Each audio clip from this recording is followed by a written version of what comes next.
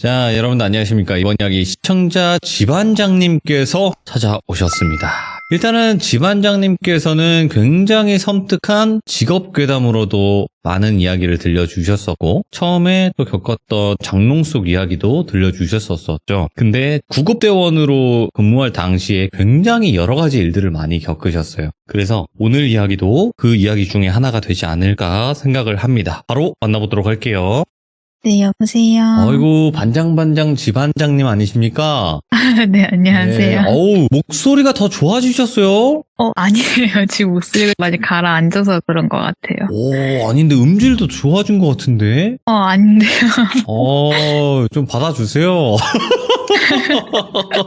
제가 이런 칭찬 익숙하지가 않아서. 칭찬은 집안장도 춤추게 한다. 그런 말이 있지 않습니까? 네. 네. 자, 오늘 집안장님께서 과거에도 그 구급대원으로 일을 할 당시에 응급구조사라고 해야 되나요? 네네네, 맞습니다. 네, 응급구조사 활동을 하실 때 정말 또 섬뜩한 무서운 이야기를 많이 들려주시긴 했는데 오늘도 직업괴담이 될 것 같긴 해요. 네네, 오늘은 직업괴담하고 현실괴담이 될 것 같아요.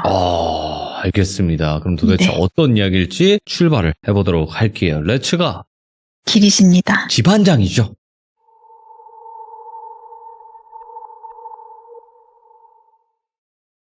이 이야기는 제가 정말 존경했던 구급 선임님이 들려주셨던 이야기예요. 이 이야기는 오. 실제로 그분이 현장 출동 나갔을 때 겪었던 충격적인 일화였고, 저도 듣는데 사람이 잔인하면 이 정도까지 잔인해질 수 있구나라는 생각을 하게 되었던 사건인데요. 예. 그 돌비님은 사람과 귀신 중에 어떤 게 더 무섭다라고 생각하시나요? 귀신 들린 사람? 그쵸, 그게 가장 적절하지만 그게 사이코패스, 가장 이런 사람들. 그쵸. 그런 사람이 제일 무섭다라고 생각을 할 수 있죠. 물론 돌비님처럼 귀신 들린 사람은 귀신일 수도 있죠. 실제하지 않는 것을 마주한다는 것은 정말 무서우니까요. 예. 내가 어떻게 할 수 있는 게 아니니까 공포가 생길 수 있겠죠. 하지만 귀신보다 더하면 덜했지 덜하지 않는 게 사람이에요. 맞죠.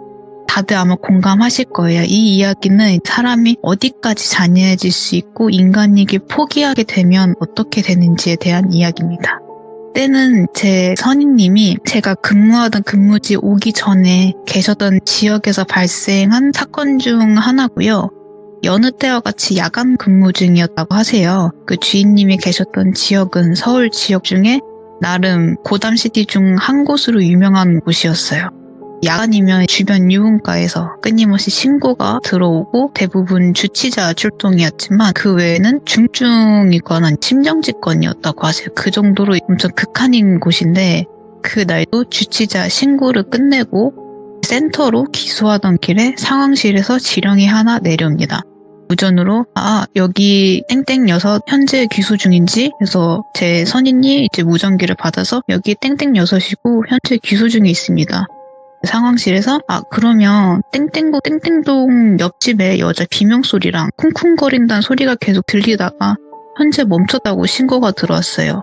시건 개방 및 내부 확인건이고 경찰 공동대원건으로 현장 이동 가능한가요?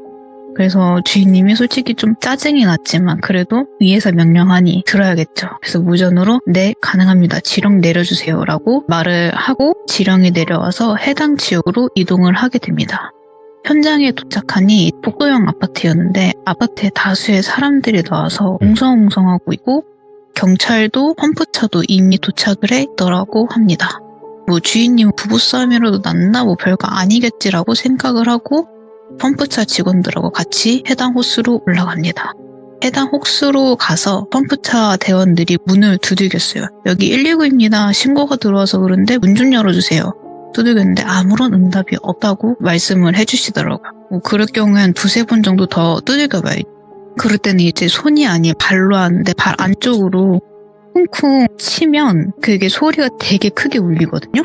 그래가지고 이제 그 펌프차 직원들이 발로 문을 차가지고 여기 119인데요. 문 좀 열어주세요. 신고가 들어와서 그러는데 문 안 여시면 저희가 문 따고 들어갑니다. 이렇게 약간 좀 협박 어조로 얘기를 했나 봐요. 근데도 아무도 문을 열어주지 않고 안에서 응답이 없더래요. 그래서 주인님은 이제 그때부터 뭔가 좀 안 좋은 느낌이 들기 시작을 했대요. 원래 이런 출동 같은 경우에는 그냥 바이탈 가방이라고 해서 간단하게 문진할 수 있는 도구가 들어있는 가방만 들고 올라가는데 주인님이 낌새가 좀 뭔가 이상하니까 후임한테 시킵니다. 너 차에 가서 그 AD 모니터링 기계하고 전문 소생술 가방 갖고 올라와. 그래서 후임이 네 알겠습니다 주인님 이렇게 해서 갖고 그리고 이 얘기가 주고 가는 사이에 펌프차 직원들하고 경찰들 사이에서 그냥 이럴 때는 그냥 창문 뜯어버리시죠. 그래서 그러면 저희 그냥 뜯겠습니다 하고 시건 개방을 합니다. 이런 복도형 아파트 같은 경우에는 창문이 바깥쪽으로 나와 있잖아요. 그래서 이렇게 시건 개방을 할 때는 돈이 가장 덜 드는 창문부터 먼저 뜯고 창문이 안 뜯어진다 그러면 그때 이제 문 개방을 하게 돼 있습니다. 그래서 먼저 창문을 뜯어요.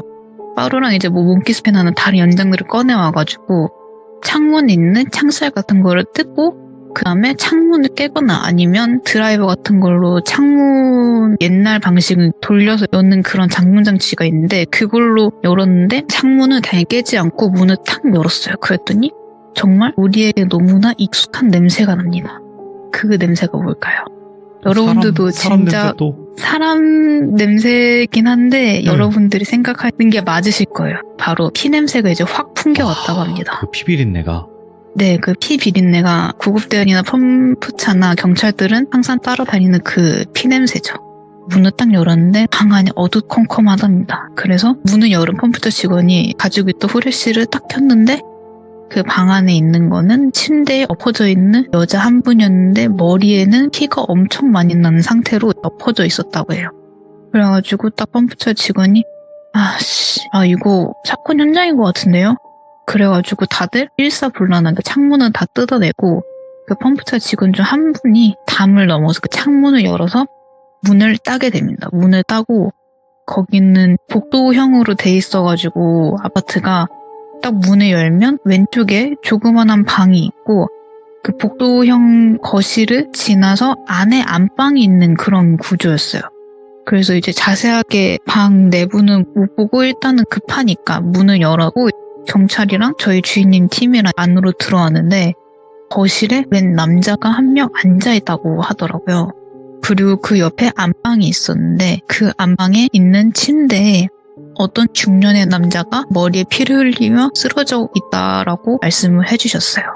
그래가지고 경찰이 일사불란하게 그 거실에 앉아있던 남자분을 제압을 하고 그 주인님 팀이랑 그 다음에 펌프차 직원분들이 그 중년의 남자하고 앞에 창문 열었던 그 방에 있는 여자분들의 의식 호흡 맥박을 다 확인했는데 그 중년의 남성분 같은 경우에는 머리가 다 으깨져가지고 이미 사망, 직사 처리된 그런 거였고 여자분은 다행히 두부 외상은 크지만 그래도 아직 심폐소생술을 적용할 수 있는 그런 상태여가지고 주인님이 일단 후임한테 가슴 압박을 시킨 다음에 무전을 합니다. 여기 땡땡 6이고 시건 개방해서 현장 안으로 들어왔는데 이거 사건 현장인 것 같습니다. 현재 한 명은 사망 상태이고 나머지 한 명은 CPR 상황입니다. 추가 구급차 불러주세요. 출동시켜주세요. 라고 무전을 때리게 됩니다. 그래서 가슴 압박 열심히 하고 이제 전문 소생술을 펼치면서 주변에 있는 가장 가까운 외상센터로 이송을 했는데 안타깝게도 그 여성분은 사망을 하게 됩니다. 왜냐면 그 중년의 남자보다는 더 느껴졌지만 그 어느 정도 치명적인 손상이기 때문에 결국 회복하지 못하고 돌아가셨다고 해요. 그래서 일단 그 사건은 그렇게 마무리가 됐는데 추후에 주인님이 이거에 대해서 궁금하니까 물어보셨대요. 상부에다가 물어보고 그때 같이 출동 나갔던 지구대랑 그 경찰분한테 연락을 해가지고 혹시 그분 어떻게 됐냐, 어떻게 그 후에 처리가 됐냐, 우리가 더 해줘야 될 것 있냐라고 여쭤볼 겸 연락을 드렸다고 해요. 그래서 그 담당자분이 이제 말씀해 주시기를 거실에 있던 남자는 그 아드님으로 안방에 머리가 으깨졌던 중년의 남자는 그 아드님의 아버님 되시고 작은 방에 있던 여자분은 그 아드님의 누나가 되는 분이시래요. 그러니까 아빠랑 남매가 이렇게 살고 있던 그런 가정이죠. 근데 범행 동기가 정말 당황스럽게도 아빠가 나한테 잔소리를 해서 그거라고 하더라고요. 그래서 주인님 말로는 그 주인님이 그 누나를 데리고 나가고 이제 아들이 그 모습을 봤나 봐요. 그런데 경찰이 제압을 하고 있었다라고 했잖아요. 제압을 하고 있었어요. 그 모습을 보니까 남동생 분이 엄청 박장대소를 하면서 너무 꼴 좋다. 그러니까 누나 내 성질 긁지 말았어야지. 솔직히 아빠 노릇도 못하는데 어디서 나 둔수질이라 하면서 엄청 깔깔깔거리면서 웃었다고 하더라고요. 그러면서 경찰들한테 끌려 나가다고 합니다. 그렇게 해서 조금 더 자세한 이야기를 듣고 싶어서 조금 더 캐물으셨대요. 근데 사건 현장이고 하고 같이 출동 나갔으니까 그 경찰분이 제 선에서 최대한 말씀드릴 수 있을 때까지 말씀드릴게요 하고 얘기를 해주시는데 그 집에 아빠, 아들, 누나 이렇게 세 가족이 살고 있었다고 했잖아요. 주변인들의 이야기에 따르면 아버지는 어머니가 일찍 죽고 남매를 먹여 살리기 위해서 굳은 일 마다하지 않고 열심히 일을 했다고 합니다. 또 누나는 성인이 돼서 직장에 다니고 이제 살림의 보탬이 되려고 했지만 생각보다 녹록치가 않았다고 해요. 그 와중에 아들이 방황을 하게 되고 그날도 아버지가 아들에게 이제 마음 다잡고 공부해서 대학을 가든지 취직을 하든지 하라고 했답니다. 그리고 옆에서 누나도 거봐 지금 요즘 공부 안 하면 아무것도 안 해야 되고 우리 이 현실에서 못 벗어난다? 그러니까 너 공부 열심히 해. 마음 다잡아 이렇게 해서 옆에서 조금 더 부추겼나 봐요. 예. 그렇게 해서 가족끼리 이제 가족 싸움을 하게 되는 거죠. 근데 이 아파트 특성상 방음이 잘 안 되는 오래된 아파트이기 때문에 옆집에서 이 가족이 싸우기만 하면 그 내용을 다 들을 정도로 방음이 안 됐대요.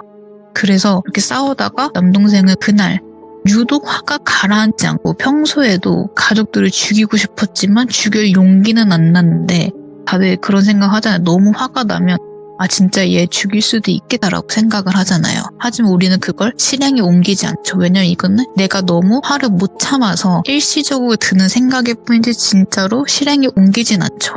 근데 그날따라 내가 이거를 행동에 옮길 수 있을 것 같은 용기가 생기더래요. 그래서 그 새벽에 집에 있던 10kg짜리 아령으로 옛날 체육관 같은 데 가보면 그 쇠 냄새 나는 그런 쇠로 된 그 10kg짜리 아령 있잖아요. 막 녹슬고. 그런 아령으로 가장 자기에게 잔소리를 많이 했던 아버지 머리를 으깨버리자라고 생각을 했대요. 그래서 다 잠든 새벽에 새벽 1시였나 2시였나 그때쯤 그 아령을 가지고 아버지 방으로 가서 처음에 몇 번 머리를 내리쳤대요. 근데 이제 아버지가 이렇게 소리를 신음을 내자 그게 너무 듣기가 싫었대요. 그래서 그 다음에는 머리가 아닌 안면부를 각을 하게 됩니다. 그래서 그거를 계속 누르는데 솔직히 이 소리에 안 깰 사람 없죠. 그래서 작은 방에 있던 누나가 그 소리를 듣고 이게 무슨 소린가 해서 나와봤는데 남동생이 아버지를 그렇게 만들고 있었던 거예요. 그래서 누나가 소리를 지르고 이제 남동생은 그거에 놀라고 처음에 조금 주춤거렸대요. 그래서 이제 누나가 너 뭐하는 짓이냐고 너 미쳤냐고 이러면서 남동생이 뜯어 말렸는데 남동생은 그 누나가 순간 너무 꼴배기가 싫었대요. 어차피 아빠랑 누나는 다 똑같아. 그러니까 없애버리자라는 생각이 가장 먼저 들었다고 해요. 그래서 그 누나를 제압을 한 다음에 방 안에 끌고 가서 소리 나니까 이 머리를 이불에다가 박아두고 나머지 한 손으로는 그 아령으로 내리쳤다고 해요. 근데 밖에서 웅성웅성 거리면서 문을 두드리니까 그게 멈췄고 그 순간 정신이 딱 들더래요. 아, 내가 무슨 짓을 한 거지? 이런 생각이 딱 먼저 드는데 그 다음으로 들었던 생각이 거기 널브러져 있는 아빠하고 누나를 보니까 아, 이거 내가 그랬지. 아, 이제 뭔가 좀 살 것 같다. 좀 후련하다. 이런 생각이 들었대요. 그렇게 해서 그거를 감상하느라고 이게 대답을 하지 않았다고 그렇게 진술을 했다고 합니다.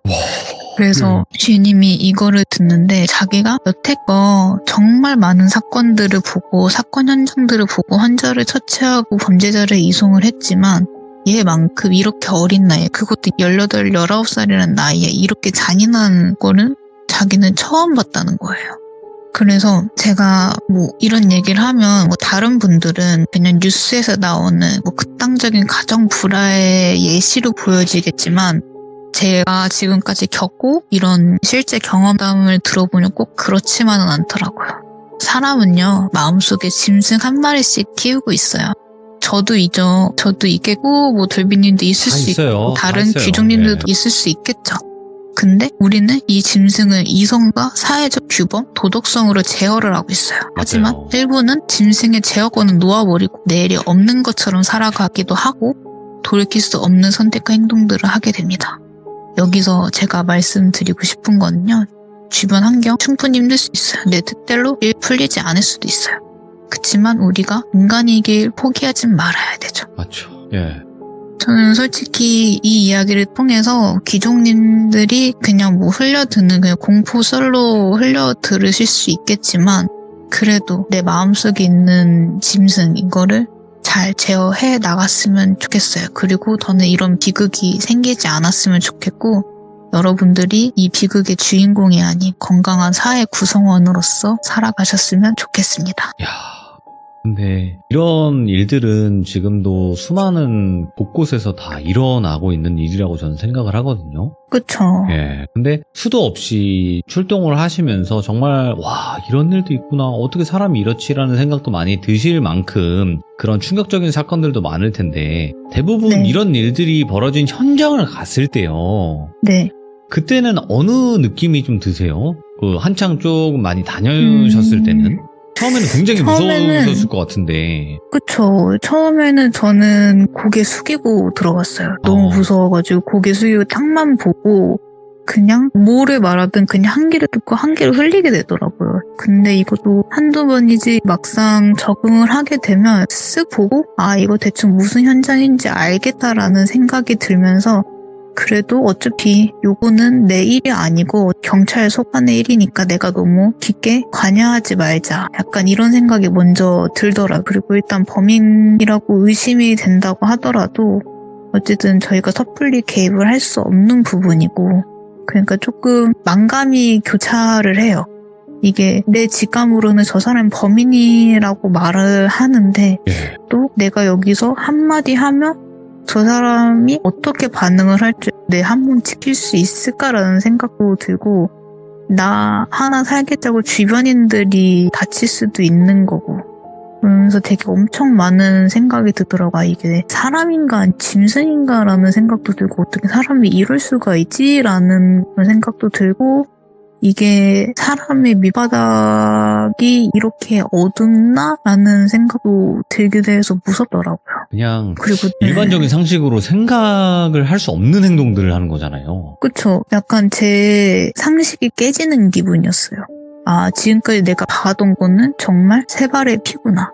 정말 우물 안의 개구려구나. 내가 생각하는 것보다 세상은 훨씬 더 넓고 세상이 넓은 만큼 그만큼 차이도 많다. 약간 좀 세게 말하면 진짜 이런 생각까지 들어서 지금까지 내가 경험한 건 아무것도 아니구나. 맞아요. 예. 네. 진짜 그런 생각이 다양한 들더라고요. 이상한 사람들도 많고 그 이상한 사람들도 사실상 수면 위로 많이 떠오르고 있죠. 요즘에는. 그렇죠. 하지만 네. 그 수면 위에 떠오르는 거는 극히 일부고요. 예. 뉴스에 나오는 거는 그남 사람들이 제보를 해서 그런 거지 실제로는 훨씬 더 많아요. 저는 이런 사건은 제일 많이 나가본 게 연장 3번 나가본 적 있어요. 그러면 일단은 이 이야기는 끝이 났지만 혹시 집안장님이 갔던 현장 중에 와 이거 진짜 미스테리하면서 와 이거 기억에 남는다라고 했던 그런 현장도 있나요? 그쵸, 있죠. 이게 미스테리한 것까지는 없는데 네. 약간 사람이 순간 판단력이 흐려지고 이렇게 욱하는 거를 참지 못해서 어르신들은 약간 이렇게 얘기를 하죠. 내가 뭐에 씌었거나 아니면 내가 살이 깃든 날이 있다고 해요. 그래서 그 날은 물건을 던지거나 잡을 때도 되게 조심해야 된다는 그게 있는데 이게 어르신들이 말하는 그 살이 들었다. 약간 그런 현장을 한 2번 정도 봤어요. 하나는 이거는 뉴스에도 나왔던 사건이고 이거는 제가 얘기를 하면 다 아실 것 같아서 이 얘기는 조금 묻어두고 하나는 뉴스에 보도되지 않은 사건인데 하나는 부부싸움으로 인해서 남편이 흉기로 와이프를 위협한 상황이었는데 그 와이프가 그거를 보고 놀라가지고 창 밖으로 뛰어내린 사건이었어요. 그래서 저희가 출동을 했는데 다행히 그 와이프분은 크게 다쳤지만 생명에 지장이 있을 정도는 아니었단 말이죠. 처치를 하고 있는데 그 남편분이 그걸 보고 와이프가 이제 기절을 했으니까 죽은 줄 알았나 봐요. 그러면서 분명 저희랑 같이 있었는데 현장을 이탈을 해가지고 이게 위에서 그 뭐라 외치는데 저 이거 무슨 소리죠? 딱 고개를 드는 순간 그 15층에서 내리셔가지고 이게 다 산산난 그런 사건이 있었어요. 그래서 이걸 보면서 그래서 조금 수습하느라 조금 애먹었긴 했는데 어쨌든 이 사건을 겪으면서 이게 사람이 한번 이렇게 획 돌면 정말 무슨 짓을 벌일지 모르겠구나 이 생각이 들더라고요. 그러니까 현장에서 딱 환자만 케어하는 것이 아닌 그 당사자, 그 사건의 피의자라고 해야 되죠. 피의자나 아니면 주변 가족들도 다 같이 챙겨야 되는 게 이래서였구나라는 걸 다시 한번 깨닫게 되는 그런 사건이 있었습니다. 와, 그러니까 잠시 그쪽에 조금 소홀했을 때 갑자기 네, 올라가서 그런 선택을 그쵸. 얼마나 힘드실까. 이게 트라우마가 남긴 했지만 이거를 계속 끌고 가면 어차피 이 일은 영원히 못하기 때문에 그냥 가슴 한편에 묻어두고 진짜 대한민국 또 공무원분들 중에서 일단 구급대원분들이라든지 경찰분들이라든지 공무원은 아니지만 의료진 분들까지 해서 이렇게 정말 우리가 보기 힘든 사회 이면을 보고 계시고 마주하고 계시잖아요. 매일매일은. 네, 그렇죠. 그래서 쉬운 일이 아니에요. 가끔 현타가 와요. 예. 내가 이렇게까지 열심히 살아야 되는 이유가 있나라는 생각도 들고 네. 그래요. 이게 아무리 멘탈이 강하다고 하더라도 이거는 네. 그냥 멘탈과는 좀 다른 영역이라고 생각을 하거든요. 정상적인 그쵸. 사람이라면 힘든 게 맞고 당연히 정신적으로 충격을 받는 게 맞는 거니까. 근데 너무 충격적이긴 하네요. 오늘 이야기도 지반장님. 그쵸. 오늘 좀 많이 충격적인 이야기가 좀 많이 나와서 그리고 여기 듣고 계신 분들 중 잘 모르시는 분들도 계신데 이게 법적으로 네. 뭔가 문제되는 내용이지 않느냐, 뭔가 비밀 네. 유지를 해야 되는 거 아니냐라고 얘기하시는 분들도 있어서 그런데 한번 이 부분에 대해서 찝어서 말씀해 주시면 좋을 것 같아요. 그쵸. 이거는 정확한 명칭이 나온 것도 아니고 저도 네. 최대한 순화를 한 거고 어쨌든 저도 현직에 계신 분들한테 컨펌을 받아서 네. 이제 말을 하는 거기 때문에 그렇죠. 그러니까 법적으로 문제되는 건 네. 아닌 거다. 특정이 될 네네. 수가 없기 때문에 또 네, 생각을 그쵸. 해주시면 될 것 같아요. 왜냐면 이런 사건들이 정말 비일비재해요. 이 지역도 그렇구나, 우리 지역도 그런데 되게 많아요. 예전에 칡벌레님이 말씀하신 것도 생각이 나네요. 뉴스에서 나오는 건 네. 10% 20%고 나머지 80%가 그쵸. 안 나온다. 그쵸. 진짜 그거 듣고 와 80%가 안 나온다고? 이 생각이 들더라고요. 예, 이게 딱 현장에 나가도 이건 뉴스감인데라고 해서 이제 그날 뉴스 보면 뉴스에 안 나오더라고요. 그렇죠. 그것도 기자분들이나 이렇게 취재를 해야지만 나오는 거니까. 그쵸. 그러니까 여러분들 뉴스에 나오는 건 일부다, 엄청난 극히 일부다 이렇게 생각을 해주시고 또 현장에서 일하시는 분들만큼 여러 가지 이야기들을 알고 계신 분은 없다고 저는 생각을 합니다. 네, 그래서 그렇게 생각을 해주시면 될 것 같고 오늘 지반장님 너무너무 감사드립니다. 고맙습니다. 네, 감사합니다. 네. 일단은 굉장히 불편한 이야기들이 많이 나와요. 현실 공포 이야기들을 들어보면. 그리고 이거는 또 특히나 사람이 죽고 사는 사건 사고에 관련된 이야기다 보니까 조금 더 불편한 점들이 있습니다. 하지만 이 이야기에서 이야기하고자 하는 내용을 꼭 생각을 해주시고 여러분들도 한 번쯤 다시 한번 생각해 보시는 게 어떤가 이런 생각을 합니다. 시청해주신 모든 분들 감사드립니다. 고맙습니다.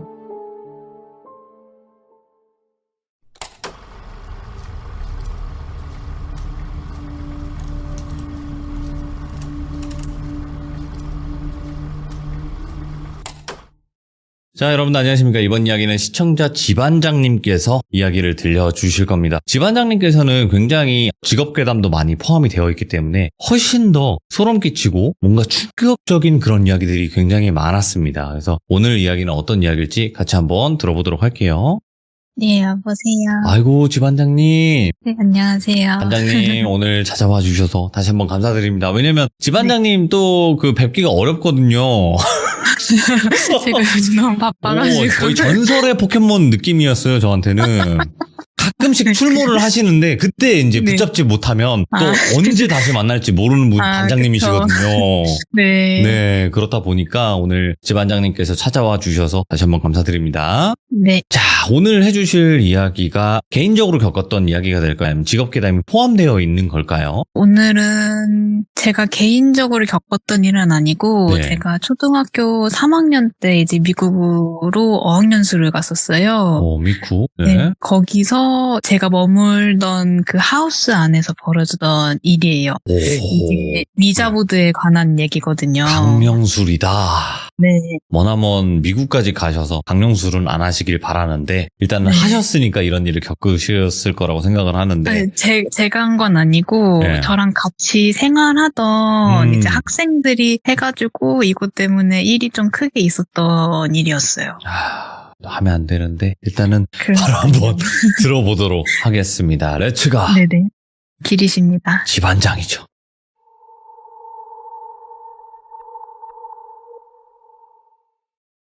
때는 제가 초등학교 3학년 때 이제 미국으로 어학연수를 혼자 갔다 왔어요. 한 1년에서 1년 반 정도 길게 좀 갔다 왔는데 이때 저는 조지아주에 있었고 이제 그 엄마 친구분이 거기서 홈스테이를 진행한다고 하셔가지고 이제 그 인원들을 모아가지고 미국으로 같이 건너가게 됩니다. 이제 미국 가정집을 하나 구입을 해가지고 대략 20명 정도 같이 생활을 하는데 이제 거기 엄마 친구분은 미스 킴이라고 할게요. 그 킴네 가족들이 6명 정도 되고 한국에서 온 학생들이 14명 정도 됐어요. 그래서 1층에 방이 3개가 있고 제일 안쪽 방을 이제 남학생들 4명에서 쓰고 그 현관문 앞에 있는 방 2개는 미스 킴네 가족이 쓰게 되었고 2층은 방이 3개가 있는데 가운데 있는 가장 큰 방을 저 포함해서 6명의 여자 학생들이 사용을 하고 그다음에 나머지 2방을 고등학교 중학생 되는 언니들이 사용을 했었어요. 그렇게 집이 한 200평 정도 됐었는데 되게 컸거든요. 근데 거기서 유입된 학생들이 조금 더 있다 보니까 집주인분께서 집을 하나 더 구입을 하자. 그래서 한 차로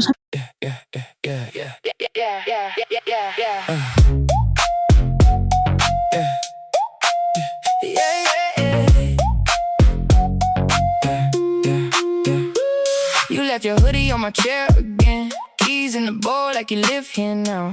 Half read text on the cracked up screen. You say be there, then you're rolling late. I act cool, but I count the beats. When your name drops, I forget my lines. Say you're out, but you're on my mind. One look and I lose my pride. You pull me close like you know the code. I try to play, but you flip the mode. Don't be late on me. Don't be late on me. You got my heart on that late fee. Don't be late on me. Don't be late on me. We were in love, but never meant to stay. Some things are real, even when they fade.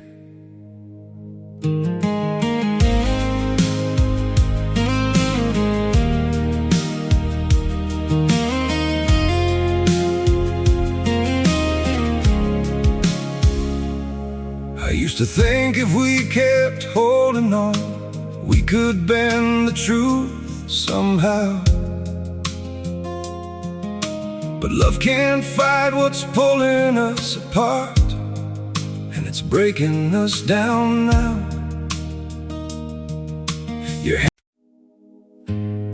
We had it all, or at least it felt that way. Now it's just silence, where your voice used to stay. I still replay the nights we couldn't sleep, talking about a life we chased somehow. We were building dreams on fragile ground, didn't see them breaking down till now.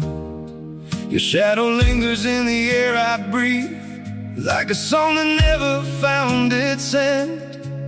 We kept saying we would never change, now we don't even pretend. Goodbye, my everything, my only. They say letting go makes you lighter. So why does my chest feel heavier every time I try to forget you? I packed away the pictures on the shelf, but somehow you're still everywhere. In every quiet moment I can't escape, you're the echo hanging in the air. I told myself this was the right thing, that love shouldn't feel this hard. But walking away from what we built feels like tearing out apart. We say goodbye just to let go.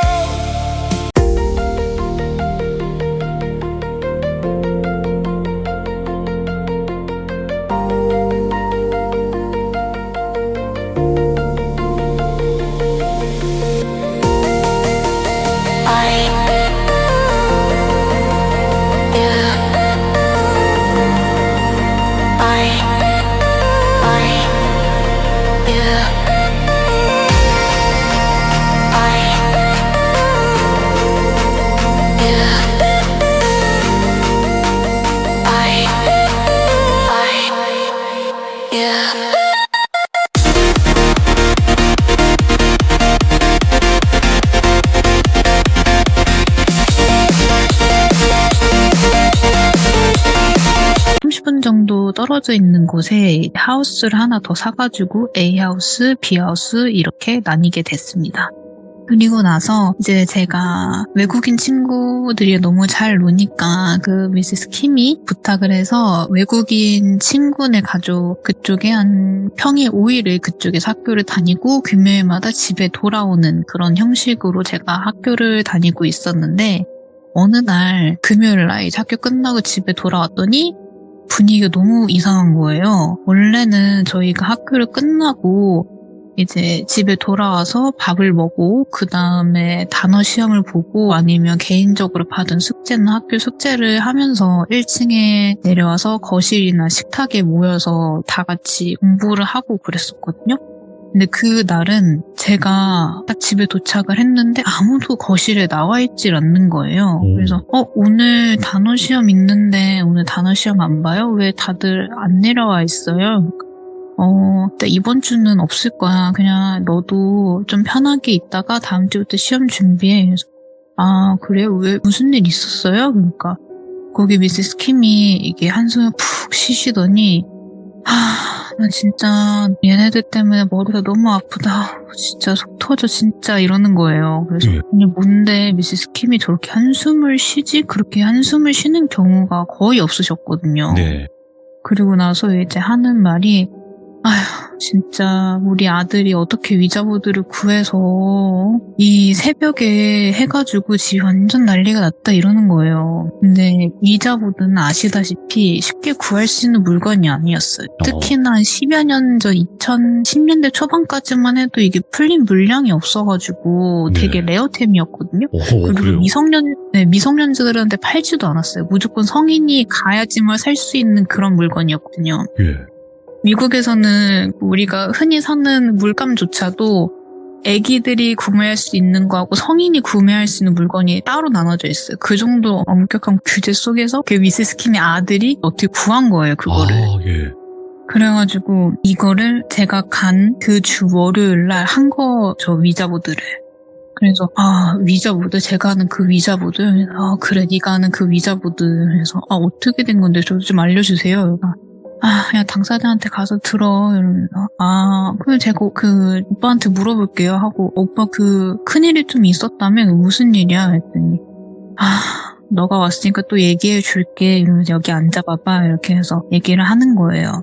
그 미세스 킴의 아들의 이름은 존이었거든요. 존. 그 존이 학교에서 생활을 하다가 그 학교에 이제 좀 큰 형님들, 그러니까 그 학교가 중학교랑 고등학교를 같이 있었는데 고등학교 형들이 그 위자보드를 구한 거예요. 근데 위자보드에서 가장 효능이 좋다는 나무판 위자보드를 구했더라고요. 이게 플라스틱으로 되어 있는 위자보드보다 그 나무로 되어 있는 오리지널 위자보드가 훨씬 더 강령술의 효능이 좋다고는 알고 있지만 그걸 진짜 구할 줄 몰랐던 거죠. 근데 그 형들하고 이 존이 너무 친하다 보니까 존이 그래도 우리 샤먼의 나라 대한민국인데 우리가 한번 해보겠다. 형님들 효과가 없었던 것 같으니까 우리가 한번 해보겠다 하고 그 형님들이 빌려준 거예요. 그걸 이제 몰래 책가방에 숨겨서 가져와서 1층에 남자 방 거기 들어가서 애들한테 말한 거예요. 나 위자보드 구해왔으니까 오늘 밤에 당장 가자. 그래서 다들 오케이 하고 밤이 되게 기다려요. 기다려서 한 11시, 12시 이때쯤 돼서 몰래 빠져나옵니다. 그 방을. 그 방을 빠져나면 바로 앞에 식탁이 있는데 그 식탁이 옛날 유럽 식탁이라고 해야 되나? 흰색에다가 엄청 넓은 식탁이었고 그 식탁 위치가 부엌에 있었는데 부엌에 보면 그 약간 유럽 가정집 보면 이렇게 좀 창문이 돌출되어 있어가지고 창문에 둘러싸여 있는 채로 식사를 할 수 있는 그런 공간이 있었어요. 그 바깥에는 이제 뒤에 뒷마당이 보이고 근데 거기에서 이제 하는데 하필 장소가 또 거기인 게 그때 저희 하우스가 하필 또 산 밑에 있어가지고 밤 되면 산짐승들이 가끔씩 가다 내려오긴 했어요. 대부분 사슴들인데 가끔 가다 막 코요테도 내려오고 그래가지고 거기 미세스 킴 남편분이 보초서기도 하셨거든요. 그 샷건 들고. 근데 거기서 하필 또 보름달이 뜨던 그때 한 거죠. 위자보드를. 아, 예. 근데 위자보드를 하면 보통 이렇게 판을 딱 깔아놓고 포인터를 가운데 두고 각자 손가락 하나씩 올려두고 이제 그때부터 영어로 말을 해야 돼요. 그래서 이제 존이 좀 미국에 오래 살았고 미세스 킴 아들이니까 그 영어가 되게 유창했단 말이죠. 이제 중학생의 나이였으니까. 그래서 거기서 이제 자기가 질문할 테니까 너희들은 그냥 손만 올리고 있어라. 그래서 애들도 말로만 듣던 위자보드를 해보니까 나 이제 좀 한국 돌아가면 나 위자보드 해봤다 이런 얘기도 할 수 있으니까 애들이 엄청 신났나 봐요. 그래서 오케이 형만 믿고 간다 이러면서 손가락 올렸어요. 그 다음에 존이 자 이제 우리 시작한다. 그래서 알았어 형 시작해. 그래서 존 포함해서 3명이서 부엌 식탁에서 위자보드를 시작을 합니다. 처음에는 그냥 뭐 별일 있겠어. 그냥 뭐 옛날에 그 분신사바 이런 거 같은 건데 뭐 별일이 있겠어 라고 그냥 그런 가벼운 마음에 시작을 했어요. 예. 이제 손가락을 올리고 존이 말합니다. 혹시 오셨나요? 그러니까 아무런 반응이 없어요. 그래서 뭐야 아무것도 없잖아. 이거 다 거짓말이네. 이렇게 애들이 이제 웃기 시작합니다.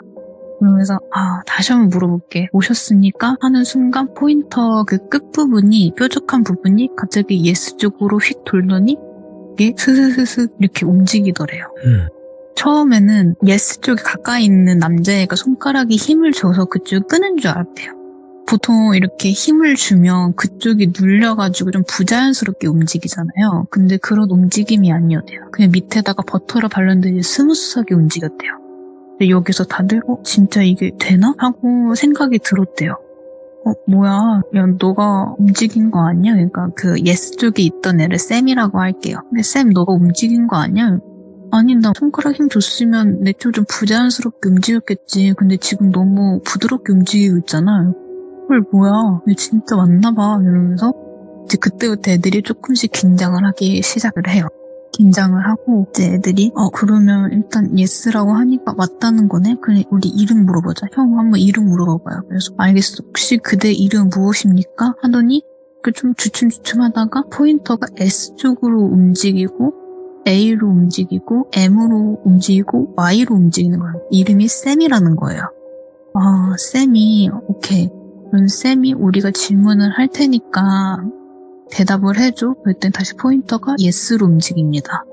그러고 나서 그 3명에서 돌아가면서 질문을 한 2개씩 정도 했대요. 근데 이게 오래돼가지고 무슨 질문인지는 잘 기억이 안 나는데 한 질문을 6개 정도 하니까 10분 정도 흘렀대요. 근데 어쨌든 이거를 포인터에다가 손가락 올리고 있어. 어쨌든 어깨가 아프긴 마련이에요. 하지만 위자보드의 규칙상 절대 손가락을 떼면 안 되고 그 귀신이 이제 잘 가겠다고 오케이 사인이 떨어지지 않는 한 절대 맘대로 끝낼 수도 없는 그런 게임이에요. 그래서 이제 그 존, 샘, 그 다음에 피터가 있었는데 피터가 존 형 우리 이제 끝내자. 나 너무 피곤하기도 하고 팔도 아프고 이제 좀 무섭다. 그래가지고 알겠어 이제 끝내자 하고 샘이 우리 이제 끝낼까 이제 가셔도 돼요. 바이바이 했는데 그 포인터가 갑자기 딱 멈추더니 노로 확 가는 거예요. 그래서 왜 노로 가지? 쌤이가 가기 싫은 건가? 이렇게 딱 생각을 했대요. 그래서 존이 다시 한번 그래도 이제 가셔야 됩니다. 이제 우리 여기서 끝내요. 하고 억지로 예스로 움직이려고 했대요. 예? 근데 그 포인터가 뾰족한 부분이 노에 딱 고정되고 존이 의미대로 손가락 힘을 줘서 포인터를 예스 쪽으로 옮기려고 했는데 그 포인터의 끝부분이 노에 걸려가지고 움직이질 않더래요. 그래서 쌤이 이제 여기서부터 애들이 멘붕이 오기 시작하죠. 빨리 끝내고 싶은데 이 규칙상 손가락을 떼면 안 되고 귀신이 지금 끝까지 끝내기를 거부를 하는데 우리가 여기서 뭘 할 수 있는 건가. 그래서 그 자리에서 가만히 있었대요. 가만히 있고 정적이 흐르는데 점점 식은땀이 나는 거죠. 이거 어떻게 해야 되냐. 애들은 그냥 말없이 눈빛만 주고받고 있고. 그러다가 이제 피터가 다시 한번 조용히 말을 했대요. 쌤이 진짜 미안한데 우리는 이만 끝내고 싶다. 그러니까 제발 가달라. 그런 순간 갑자기 그 식탁 위에 있던 전등이 있었는데 그 전등이 팡 하고 깨지더래요. 그래가지고 애들이 다 놀라가지고 소리 지르고 책상 뒤 엎고 완전 난리가 난 거예요. 근데 그 식당이 1층이라고 했잖아요. 그 1층에 있던 모든 인원들이 다 깨어나게 됩니다.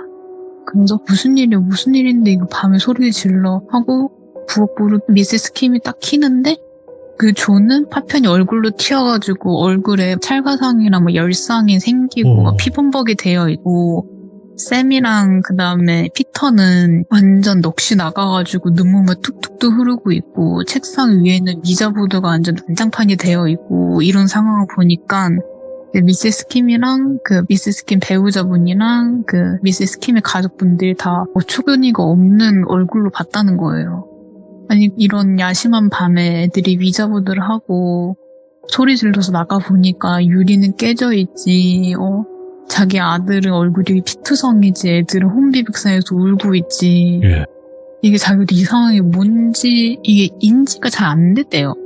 일단 어떻게든 상황을 수습을 해야 되니까 자기 아들은 아빠한테 병원 데리고 갔다 오라고 하고 그 밤에 그리고 나머지 애들 어떻게 모르고 달래가지고 그 다음 학교를 안 보내고 그냥 다 3명을 쉬게 했대요.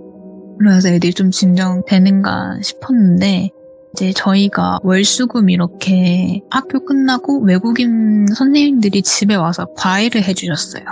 저희가 어리고 아직 영어가 충분하지 않다 보니까 이거 회화나 아니 어법 이런 거를 좀 중점적으로 가르쳐 주시는 분들이었거든요. 수요일이 돼서 이제 그분들이 방과 후에 오셨는데 그 수업을 주로 2층에서 했어요. 2층에 방이 넓고 그러니까 남학생들도 수업할 때면 2층으로 올라올 수 있어가지고 그때 애들을 이제 가장 큰 방에 모여가지고 공부를 했어요. 그 수업을 듣고 선생님 한 분은 그 2층에 조금 더 작은 방에서 뭐 따로 나눠 수업을 하시기도 하셨는데 총 선생님이 3분이 오셨어요. 한 분은 그 야외 수업을 한다고 자기네 반 애들을 데리고 밖으로 나간 상태였고 선생님 2명만 집에 있었는데 쉬는 시간이었어요. 그 가장 큰 방에서 수업하시는 선생님이 화장실을 가셨대요.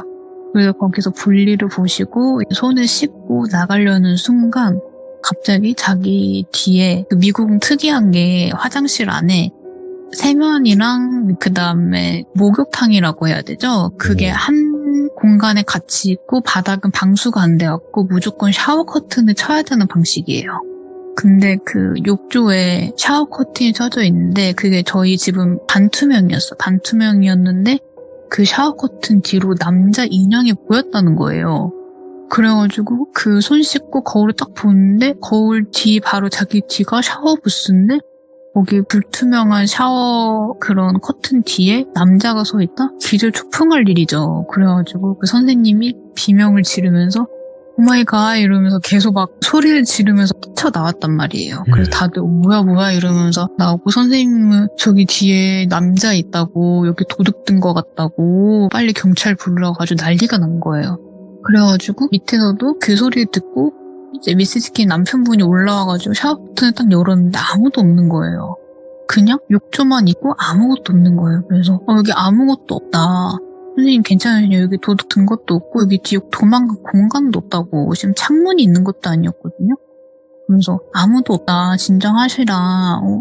혹시 요즘 피곤해서 잘못 본 거 아니냐? 그랬더니 아니 자기 분명히 봤다고. 귀신이라도 있는 거냐?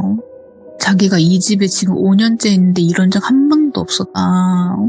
그러니까 이제 애들이 거기서 뭔가 슬슬 좀 눈치를 채기 시작을 했나 봐요.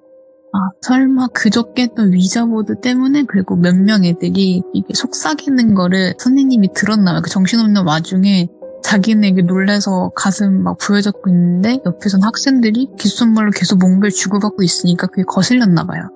그래서 너희 무슨 얘기 하냐고, 나 지금 이렇게 놀랐는데 걱정해주기는커녕 왜 자꾸 귓속말하고 있냐고 그렇게 물어봤다는 거예요. 그랬더니 귓속말하던 여자애 중에 한 명이 선생님, 그게 사실은 존이 월요일 밤에 위자보드를 했다. 근데 위자보드를 하고 이제 귀신을 보내려고 했는데 귀신이 거부를 했다. 얘네들이 무서워서 그걸 다 끔을 맺지를 못하고 그대로 흐지부지가 됐다. 그래서 혹시 선생님이 본 게 귀신 아닐까? 우리가 얘기를 하고 있었다. 그러니까 이제 그 외국인 선생님 두 분이 얼굴이 사색이 된 거예요. 근데 너 지금 위자보드라 그랬니? 그래서 네, 위자보드요. 그때부터 선생님들이 이제 예수님을 찾기 시작하는 거죠. 지저스 크라이스트. 예. 네, 예수님 진짜 하늘에 계신 우리 아버지 계속 이루시는 거예요. 그러고 나서 그 미세스 킴하고 미세스 킴 남편분한테 그러는 거예요. 우리 이제부터 여기 수업 안 할게요. 저희 이제 여기서부터 수업 끝내겠습니다. 이 일이 해결될 때까지 저희 절대 부르지 마세요. 이러시는 거예요. 예. 그래서 그분들도 당황을 했죠. 아니, 왜 부르지 말라고 하시냐. 이게 진짜 귀신일 수도 있겠지만 그럴 확률이 얼마나 되겠냐. 선생님도 설마 귀신 믿으시는 건 아니겠죠? 왜? 아니래. 위자보드는 다르대요. 위자보드는 진짜 실제로 있던 강령술을 기반으로 해서 만든 그거고 어른들도 함부로 구할 수 없는 건데 너희들은 어떻게 위자보드를 구해서 그거를 할 생각을 하냐고. 예. 정말 미친 것 같다고. 그러니까 우리 이 일이 해결되기 전까지는 절대 우리 부르지도 말고 앞으로 우리가 이 집에 오는 일은 없을 거라고. 그러니까 우리 인연은 여기까지라고. 나 지금 당장 교회 가야 되고 여기서 내가 뭔가 옮을 수도 있으니까 더 이상 이곳에 있기 싫다. 그때 당시 애들 말로는 그렇게 인자하던 선생님들이 위자보드라는 말 한마디 때문에 생전 처음 보는 얼굴이었대요. 그렇게 싸늘하고 단호한 건 처음이었대요. 그래서 그렇게 다들 짐을 싸고 이제 그 미세스 킴이랑 그 배우자분은 계속 선생님들 잡으려고 바깥에 따라 나갔대요. 근데 애들은 거기서 이제 다들 얼어붙은 거죠. 위자보드가 뭐길래 우리는 그냥 분신사바 정도로만 생각을 했는데 위자보드가 대체 뭐길래 외국인 그것도 40, 50대 되는 어른들까지 저렇게 질색팔색을 하는지 그때부터 애들이 뭔가 좀 이건 좀 장난이 아니구나라는 걸 느꼈대요. 네. 그날 저녁부터 애들이 하나둘씩 이상한 걸 보거나 아니 이상한 현상을 봤다고 얘기해요. 1층에도 화장실이 있는데 그 화장실 안에 들어가 보면 생각보다 좀 어두워요. 그 전등이 그때는 노란색 전등을 써가지고 막 그렇게 밝지도 않았고 1층은 유일하게 창문이 있는 화장실이었어요. 예. 그래가지고 변기 위에 조그만한 환풍기 같은 창이 있었는데 이제 남학생이 피터가 거기서 화장실을 쓰는데 위에서 자기를 누군가 내려다보는 시선이 느껴지더래요. 그래서 여기 창문이 있는데 성인 남자들도 점프해야 간신히 코까지만 보일 정도인데 설마 누가 나를 내려보겠어? 누가 사다리 타고 올라가서 날 놀래키려는 건가 하고 딱 들었는데 그 빨간 머리에 그런 남자가 자기를 내려다보고 있었다는 거예요. 그래서 피터는 너무 놀라가지고 자기가 볼일 보던 것도 잊고 그냥 뛰쳐나와서 저기 뭐 남자 있다고 남자가 나 창문에서 내려봤다고 아직 질색팔색을 하더래요. 그래서 다른 사람들 들어가서 확인해봤는데 아무것도 없더래요. 그래서 야 너가 위자보드를 했더니 너가 너무 그거에 사로잡혀가지고 헛것을 보나 보다. 야 이제 좀 진정 좀 해 이러는 거예요. 아니 나 진짜 봤다고. 나 진짜 거짓말하는 거 아니라고. 그때까지만 해도 다들 안 믿었대요. 근데 이제 부엌에서 분명 칼을 집어넣었는데 다시 한 30분 뒤에 부엌에 가보니까 칼이 다 꺼내져 있고 그 다음에 식탁 위에 있던 꽃병이 있었거든요. 그 꽃병이 갑자기 다들 공부하러 방에 들어갔을 때 혼자 이렇게 떨어져가지고 깨졌고 그 다음에 그 목요일 저녁에 이제 잘 때 그 2층 가운데 방이 가장 큰 방이어서 거의 6명에서 잤거든요. 근데 제가 빠져서 5명에서 자잖아요. 근데 제 침대가 제일 안쪽 끝에 침대였어요. 근데 분명 그 없어야 될 아무도 누워있어야 되지 말아야 될 그 침대 누가 누워있는 것 같아서 제 옆에 있던 친구가 살짝 고개를 들어서 봤더니 그 남자가 누워있었다는 거예요. 제 자리에. 이제 이 얘기가 계속 들려오니까 뭔가 느낌이 많이 세대요. 그래서 이제 그 미세스 킴이랑 미세스 킴 남편분도 이거 진짜 여기서 뭐 테마사랑이라도 불러야 되나? 이렇게 생각을 해서 그 다음날 금요일에 애들을 다 학교를 보내고 마을에 있는 교회에 가가지고 거기서 목사님한테 자문을 구해요. 목사님 이거 정말 죄송하지만 우리 애가 미자보드를 해가지고 지금 우리 집에 귀신이 붙은 것 같다. 혹시 이거 어떻게 해야 되냐. 뭐 신부님이라도 소개시켜줄 수 없냐. 뭐 엑소시스터라도 뭐 섭외를 해줄 수 없냐. 그랬더니 이제 그 신부님도 이 말을 이제 딱 잡죠. 뭐 지저스 크라이스트 홀리 몰리 이러면서 그걸 대체 왜 했냐고. 우리들도 안 하는 거를. 그게 얼마나 위험한 건데. 그래갖고 목사님이 부부한테 연설을 막 하시다가 알았어. 그러면 내가 제일 가까이 있는 마을에 있는 엑소시스트한테 너희 집으로 가라고 할게. 그러니까 너희는 깨끗한 물하고 너희 집에 예수님 그 십자가 있지? 네 있어요. 그러니까 그거 깨끗이 닦아서 준비하고 있어. 한 1시간 이내로 갈 거야. 알겠습니다. 감사합니다. 목사님 하고 이제 집으로 와요. 그래서 그 목사님이 말하신 대로 그 깨끗한 물을 떠다가지고 깨끗한 물로 그 예수님은 깨끗이 씻기고 이제 기다려요. 그 목사님을 기다리고 정확히 1시간 뒤에 딱 그분이 띵동하면서 딱 도착을 합니다. 문을 딱 열었는데 그 엑소시스터 분이 그쪽이 미세스 킴네 부부냐고 얘기는 대충 들었다. 일단 내가 집을 한번 살펴봐도 되겠냐 이렇게 하고 오케이 이렇게 해서 집 둘러보세요 하고 집안 곳곳을 둘러봅니다. 근데 그 신부님이 딱 집은 곳이 있어요. 식탁하고 식탁 옆에 바로 화장실이었거든. 그 화장실을 꼽는 거예요. 그래서 여기에 진저가 있네? 이러는 거예요. 근데 여기서 다들 놀라죠. 왜냐면 이게 외국 문화에서는 빨간 머리, 그러니까 아일랜드 계열을 비속어로 진저라고 불러요. 머리가 빨갛고 그분들이 약간 좀 야한 이런 이미지를 갖고 있어가지고 막 비속어로 진저라고 부르거든요. 그래서 여기 진저가 있네? 이러는 거예요. 그래가지고 이걸 들은 그 미세스 킴 부부가 깜짝 놀라는 거예요. 처음에 목사님한테 얘기할 때도 귀신의 외향이 어떤지 얘기를 안 했어요. 뭐 어느 곳에 나타나는지도 얘기를 안 했고 그냥 위자부들에서 악령이 생겼다. 그러니까 이거 퇴치할 수 있게 엑소시스터를 불러달라 이 얘기만 했을 뿐인데 엑소시스터가 와가지고 여기 진저가 있네. 그것도 여기 식탁하고 화장실에 딱 집은 거예요. 그래서 여기서 엄청 소름이 돋았다고 해요. 그러고 나서 이제 성경을 착 펼치고 구절을 막 읊으면서 테마 의식을 시작을 했대요. 저도 이 테마 의식에 대해서는 어떻게 잘 설명을 못 들어가지고 이제 테마 의식 했다는 것만 들어가지고 정확한 방법은 잘 모르겠는데 아마 그 검은 사제들에 나오는 약간 그런 비슷한 식으로 했었을 것 같아요. 네. 그리고 그렇게 하고 그래도 다행히 이 악령은 해를 끼치려는 게 아니라 그냥 궁금했대요. 보통 위저보드를 하면 서양인들은 많이 하죠. 동양인들은 잘 안 하는데 그리고 동양인들이 생각보다 기가 세가지고 이런 악령들이 잘 안 다가온대요. 그래가지고 하는데 이 귀신은 애들이 재밌었대요. 자기한테 되게 막 재밌는 질문도 하고 그래서 조금 더 놀고 싶었대요. 근데 애들이 이게 막 잘 가라고 하니까 좀 화가 났었대요. 그래서 화풀이를 한 거라고 그렇게 얘기를 하더래요. 그래서 그래도 자기가 어떻게든 잘 보냈으니까 앞으로 이런 일은 없을 거라고 그러니까 안심하시고 지내시라고 하고 가셨대요. 그러고 나서 제가 딱 금요일에 그런 일이 있고 나서 딱 집에 들어왔을 때 애들은 이 일을 몰랐어요. 그래서 애들이 다 방에서 나오지 않았던 거예요. 또 귀신 볼까 봐.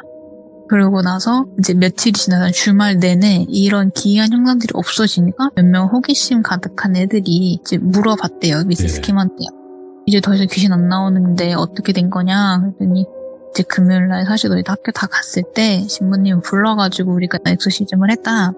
그러니까 애들이 그거 듣고 이제 안심을 한 거예요. 그래도 그때는 애들이니까 이런 나쁜 일은 금방 있고 다시 하고 지냈는데 좀만 한 달, 한 2달 정도는 좀 많이 사람이 다운되어 있더라고요. 왜냐면 자기가 이 일을 통해서 자기도 다치고 자기 주변인 학생들까지도 이런 험한 일을 겪었으니까 좀 많이 미안했대요.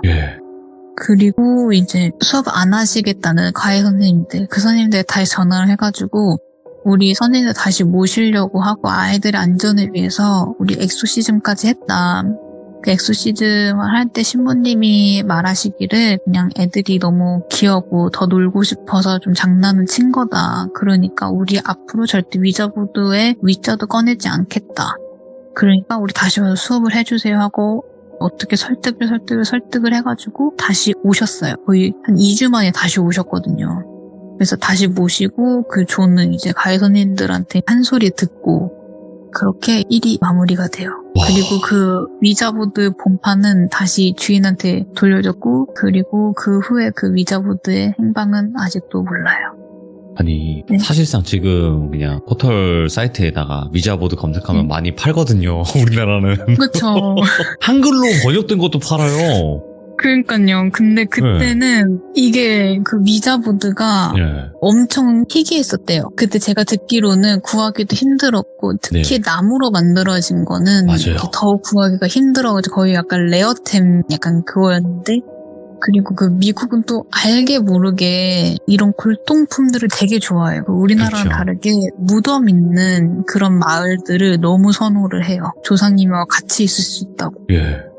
그 정도로 우리나라랑 문화가 되게 다른 곳이어가지고 특히 또 미국 사람들은 의외로 또 순진하기도 하고 이런 것도 되게 막 잘 믿기도 하고 그래서 이게 더 시너지가 나서 이런 현상이 더 심하게 발생한 걸 수도 있고 그렇긴 한데 이제 그때는 어린 마음이고 그때 한국이 아닌 머나먼 미국 땅까지 와서 이런 일을 겪으니까 다들 이제 멘탈이 나가더라고요. 그렇죠. 그리고 또 네. 미국 자체는 좀 집이 오래된 집들이 많잖아요. 네, 진짜 오래된 집도 100년 막 이렇게. 많고, 네네. 그리고 일단 집 평수도 크고 우리나라랑 정서도 다르고 일단은 산 아래 있고 현지인들도 다니고 집도 오래됐고 계속 삐걱삐걱 거리고 그러니까 아마 그게 더 크게 작용했던 것 같아요. 맞아요. 아, 그래서 그냥 뭐 해외든 우리나라든 강령술은 안 하는 게 그렇죠. 네, 그러니까 재미삼아서 절대 안 안 하는데. 믿어서 그냥 해볼 수는 있겠죠. 근데 그러고 나서 나쁜 일 생겼을 때는 시들무 참여거든요, 그냥. 그렇죠. 네. 시드물 참여도 할 뿐더러 뒷감당은 이제 오롯이 자신의 뭐 어떤 그렇죠. 일이 발생을 해도 그 누구도 책임져 주질 않아요. 그러니까 시들무 참여하시기 위해서 굳이 위험한 행동은 안 하셨으면 좋겠다라는 생각이 그러니까요. 또 다시 한번 드는 지반장님의 섬뜩한 이야기가 아니었나 생각을 합니다. 그리고 또 다음번에 언제 또 등장을 하실지는 모르겠지만 전설의 포켓몬 네네. 지반장님 다음에 또 직업괴담으로 서늘한 이야기로 찾아와 주시길 바라겠습니다. 네, 알겠습니다. 네, 감사합니다 지반장님. 네. 일단은 지금 현재는 위자보드를 굉장히 우리나라에서 많이 판매를 하고 있습니다. 네, 뭐 사시는 분들이 있는지는 모르겠는데 저는 이렇게 생각해요. 그 행위 자체가 위험한 행위가 아닐까라는 생각을 해요. 그래서 여러분들도 항상 그냥 이게 이야기로 듣고 끝내시면 되지 호기심에 그거를 괜히 하셨다가 괜히 큰일이 일어나지를 않기를 바랄 뿐입니다. 시청해주신 모든 분들 감사합니다.